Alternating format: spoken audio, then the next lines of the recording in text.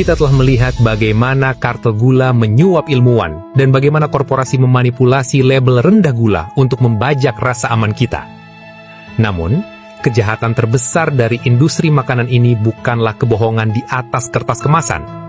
Kejahatan terbesarnya adalah bagaimana mereka mengeksploitasi keputusasaan ekonomi kelas pekerja, mengubah kemiskinan menjadi sebuah penjara metabolik. Mari kita bicara tentang siapa yang paling banyak mengkonsumsi gula berlebih di negeri ini. Mereka bukanlah kaum elit yang bisa berlangganan catering makanan organik seharga jutaan rupiah atau menyewa ahli gizi pribadi. Konsumen terbesar dari sirup fruktosa, minuman serbuk saset, dan teh kemasan botol adalah kelas pekerja, buruh pabrik, pekerja bangunan, pengemudi ojek daring, dan pegawai kerah putih yang kelelahan. Mengapa? Karena sistem ekonomi kita merancang makanan sehat menjadi barang mewah, sementara kalori kosong yang mematikan disubsidi secara tidak langsung hingga harganya sangat murah. Bagi seorang pekerja bangunan yang harus mengaduk semen di bawah terik matahari, atau pengemudi ojek yang kelelahan mengejar target pesanan, air putih tidak lagi cukup untuk memberikan dorongan energi instan. Mereka membutuhkan lonjakan dopamin dan energi sesaat. Solusi termurahnya adalah minuman teh manis dalam gelas plastik seharga Rp1.000, atau kopi susu saset yang komposisi utamanya 70% adalah gula. Menurut analisis ahli gizi komunitas yang sering dipublikasikan di berbagai jurnal kesehatan masyarakat, makanan super proses atau ultra processed food dan minuman manis adalah sumber kalori termurah yang bisa diakses oleh masyarakat berpenghasilan rendah untuk bertahan hidup dari jam kerja yang panjang.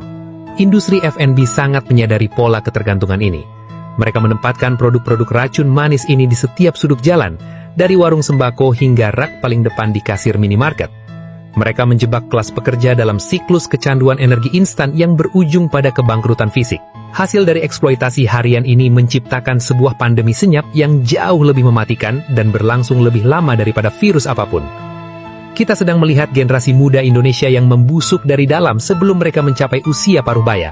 Menurut data resmi dari Kementerian Kesehatan Republik Indonesia atau Kemkes yang dirilis dalam laporan riset kesehatan dasar, prevalensi diabetes di Indonesia terus mengalami lonjakan tajam, di mana Indonesia kini menduduki peringkat kelima dengan jumlah penderita diabetes terbanyak di dunia.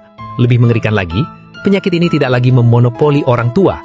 Ikatan Dokter Anak Indonesia atau IDAI merilis data yang menjadi tamparan keras bagi negara. Kasus diabetes mellitus pada anak di Indonesia meningkat hingga 70 kali lipat pada tahun 2023 dibandingkan dengan satu dekade sebelumnya.